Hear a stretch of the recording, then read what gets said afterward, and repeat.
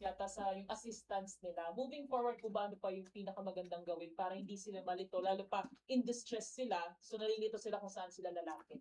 Yun nga yung pinag-usapan doon kanina kasi meron pa yung mga sinasabing one-stop shop, yung DSWD, sumama sa LGU at sumama doon sa Allison.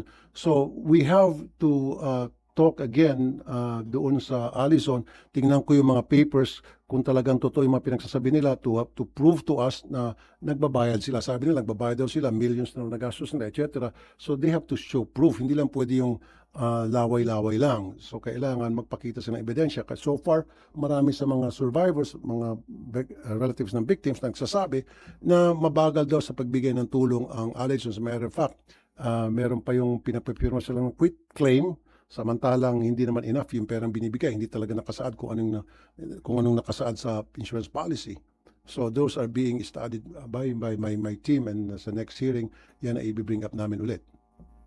Sir, sorry, isa na lang about China. Sir, how do you see this ending, given that there have been exchanges of hurtful words between government officials and Chinese embassy saying they should not be underestimated?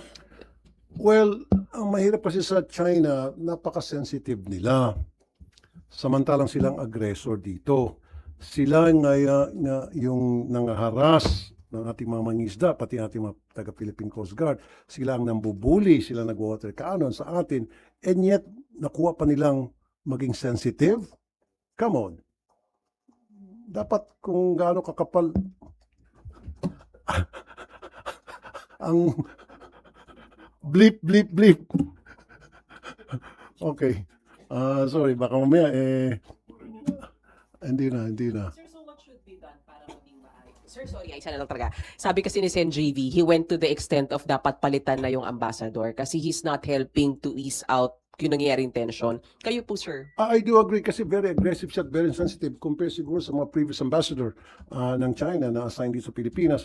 Itong isa, masyado siyang sensitive and aggressive at the same time, parang balat sibuyas, and agresibo siya sa kanyang mga aksyon. Yung kanyang reaksyon sa mga developments, sa mga nangyayari dito.